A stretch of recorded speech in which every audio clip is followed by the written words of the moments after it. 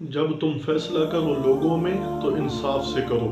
یہ حکم حکمرانوں کو بھی ہے اور ان لوگوں کو بھی ہے جو فیصلہ کی صلاحیت رکھتے ہیں، خواہ وہ حکمران ہوں خواہ وہ عوام میں سے ہوں جن کو لوگ اپنے فیصلے کے لیے منتخب کر لیتے ہیں۔ الحمدللہ وکفیٰ والصلاۃ والسلام علی سیدنا محمد المصطفیٰ واحمد المجتبیٰ وعلی آلہ الاتقیاء واصحابہ الاصفیاء، اما بعد فاعوذ باللہ من الشیطان الرجیم، بسم اللہ الرحمن الرحیم۔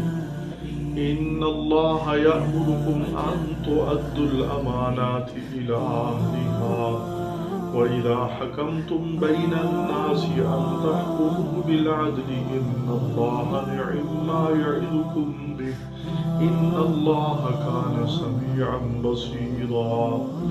يَا أَيُّهَا الَّذِينَ آمَنُوا أَطِيعُوا اللَّهَ وَأَطِيعُوا الرَّسُولَ وَأُولِي الْأَمْرِ مِنكُمْ فَإِن تَنَازَعْتُمْ فِي شَيْءٍ فَرُدُّوهُ إِلَى اللَّهِ وَالرَّسُولِ إِن كُنتُمْ تُؤْمِنُونَ بِاللَّهِ وَالْيَوْمِ الْآخِرِ ذَلِكَ خَيْرٌ وَأَحْسَنُ تَأْوِيلًا۔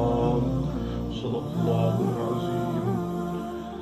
سورۃ النساء کی آیت نمبر 58 اور آیت نمبر 59 میں نے آپ کے سامنے تلاوت کی۔ اس کا پہلا جملہ اللہ تمہیں امانت کے ادا کرنے کا حکم دیتا ہے، یہ جملہ اس کی تفسیر ترجمہ ہم سیکھ چکے ہیں۔ اور دوسرا جملہ وَإِذَا حَكَمْتُمْ بَيْنَ النَّاسِ أَن تَحْكُمُوا بِالْعَدْلِ، جب تم لوگوں میں فیصلہ کرو تو فیصلہ کرو انصاف سے۔ یہ حکم حکمرانوں کو بھی ہے اور ان لوگوں سے لوگ فیصلہ کرواتے ہیں اپنے معاملات میں جن سے یہ فیصلہ کرواتے ہیں۔ پہلے ادائے امانت کا حکم دیا، کیونکہ عمومی طور پر فیصلے وہ لوگ کرتے ہیں جو حکومتی عہدوں پر ہوتے ہیں، جن کی ذمہ داری ہوتی ہے، اس لیے پہلے ادائے امانت کا حکم دیا کہ امانت کو صحیح طور پر ادا کریں، جن کا منصب جن کا حق ہے ان کو دیں۔ اگر آپ اس طور پر امانت کا حق ادا کریں گے، اہل حق کو منصب دیں گے، تو پھر فیصلے آپ کے ٹھیک ہوں گے، کیونکہ وہ اہلیت رکھتے ہیں۔ جب آپ نااہل لوگوں کو لائیں گے تو پھر اس وقت فیصلے وہ اپنی نااہلیت کی وجہ سے کریں گے، جس کی وجہ سے کائنات کے اندر فساد اور امن نہیں ہوگا، فساد برپا ہوگا، امن تباہ ہو کر رہ جائے گا۔ اس لیے فرمایا کہ اب قرآن حکیم کا یہ فیصلہ کہ فیصلہ کرو انصاف کے ساتھ۔ بار بار قرآن حکیم تاکید کرتا ہے، یا داؤد انا جعلناک خلیفۃ فی الارض فاحکم بین الناس بالحق۔ اے داؤد، ہم نے تمہیں اپنا نائب بنایا زمین میں، لہذا لوگوں کے درمیان حق کا فیصلہ کر۔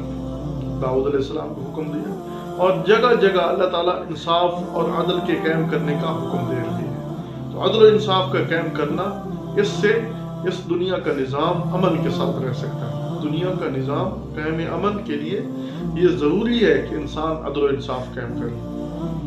تو عدل و انصاف جیسے وہ آدمی جو جج ہے، قاضی ہے، وہ کرتا ہے، اسی طرح علاقے کے اندر جو لوگ ہیں وہ بھی عدل و انصاف کرنے کے لیے بعض لوگ بعضوں سے فیصلہ کرواتے ہیں، تو ان کو بھی چاہیے کہ اس سے وہ عدل و انصاف کا دامن نہ چھوڑیں، اقربا پروری کا شکار نہ ہوں، اپنی ذاتی مفاد کا شکار نہ ہوں، کیونکہ اگر وہ اقربا پروری ذاتی مفاد کا شکار ہوں گے تو ایک دن ایسا بھی ہوگا کہ اللہ کی بارگاہ میں پیش ہونا ہے، اور وہاں پھر وہ اللہ تعالیٰ انصاف کے ترازو لگائیں گے۔ وَنَضَعُ الْمَوَازِينَ الْقِسْطَ لِيَوْمِ الْقِيَامَةِ۔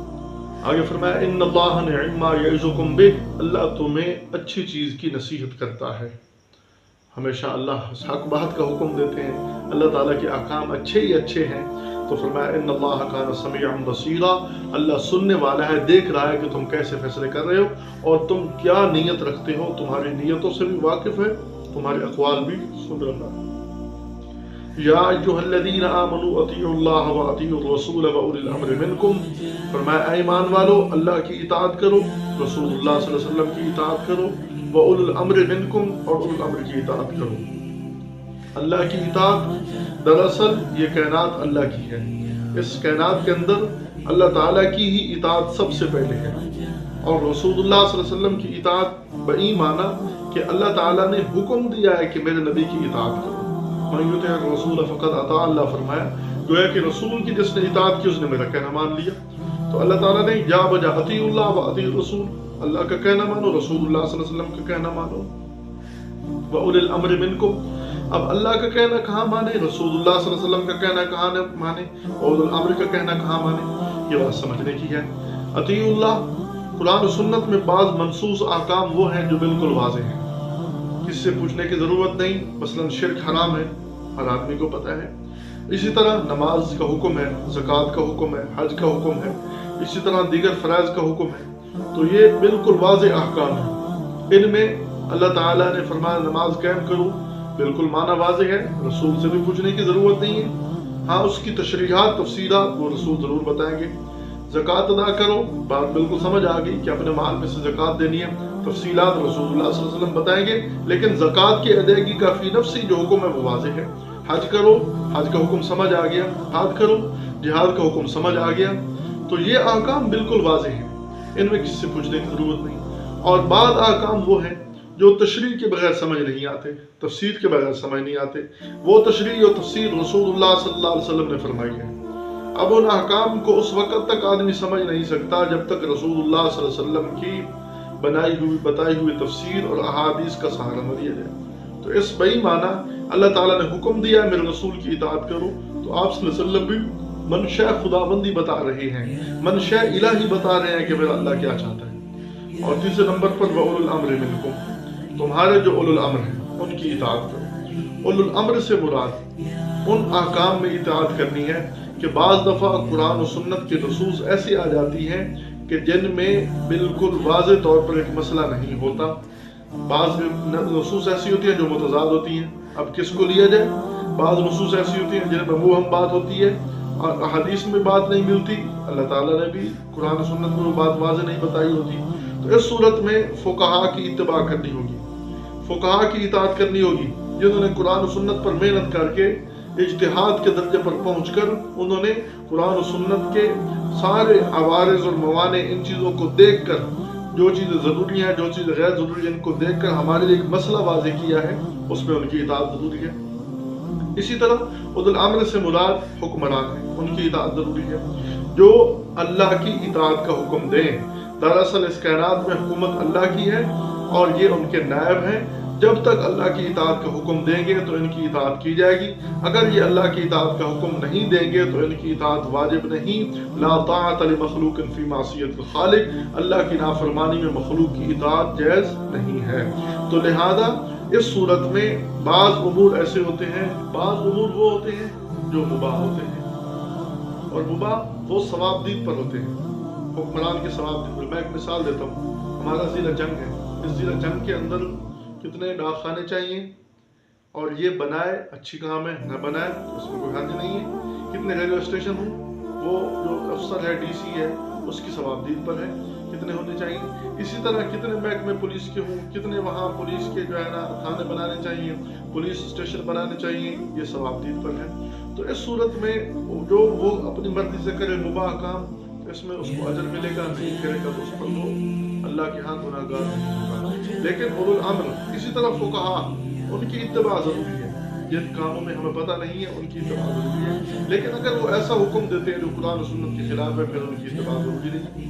कुरान और सुन्नत के बिल्कुल वाज़ेह नसूस के खिलाफ है। मसलन कोई आदमी हुक्म देता है कि ये काम करो, लेकिन कुरान उससे मना कर रहा है, आप सल्लल्लाहु अलैहि वसल्लम के वाज़ेह फरमान में उससे मना किया गया, फिर वहाँ मखलूक की इताअत खालिक की इताअत के मुकाबले में जायज़ नहीं है।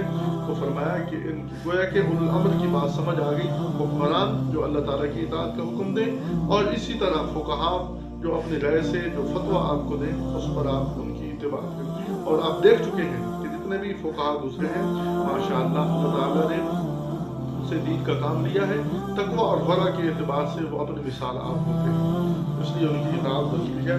फरमाया कुल अतीउल्लाह व अतीउर रसूल व उलिल अम्रि मिनकुम फ़इन तनाज़अतुम फ़ी शै, अगर तुम्हारा आपस में झगड़ा हो जाए फ़रुद्दूहु इलल्लाहि व रसूल, उस मामले को अल्लाह और उसके रसूल की सपोर्ट करो।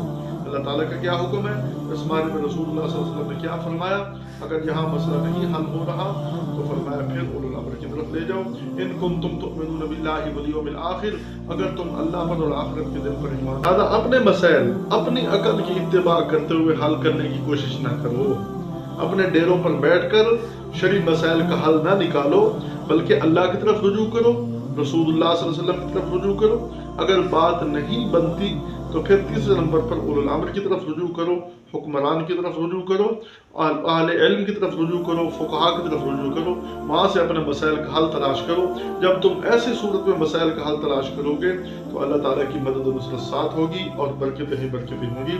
اس لیے فرمایا ان کنتم تؤمنون باللہ والیوم الآخر ذالک خیر، اس لیے اس میں تمہاری بہتری ہے، وہ احسن تعویلا، اور انجام کے اعتبار سے بہت اچھا ہے کہ جو کام اللہ کے حکم کے مطابق کیا جائے گا اس میں کم سے کم یہ کہ ثواب تو ضرور ہوگا۔